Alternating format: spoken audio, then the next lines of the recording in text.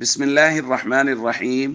عن جابر رضي الله تعالى عنه قال قال رسول الله صلى الله تعالى عليه وسلم لا يموتن أحدكم إلا وهو يحسن الظن بالله عز وجل.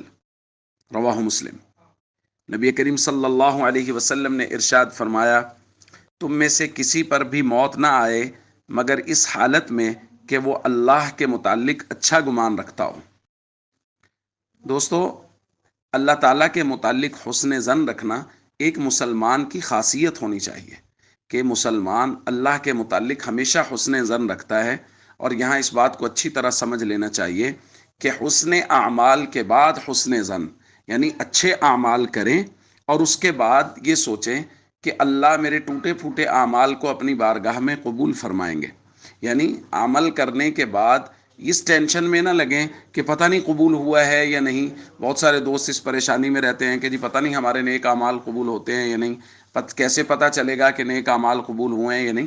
تو حضور علیہ الصلوۃ والسلام فرما رہے ہیں اللہ کے ساتھ حسن ظن رکھیں کہ جو نیک اعمال کریں گے اللہ اپنی رحمت سے ان کو قبول فرما لیں گے۔ اس لیے نیک اعمال ہمیشہ کرتے رہیں اور اللہ سے حسن ظن رکھیں کہ اللہ رب العزت اپنی رحمت سے ہم سب کی بخشش فرما دیں گے۔ السلام علیکم ورحمۃ اللہ وبرکاتہ۔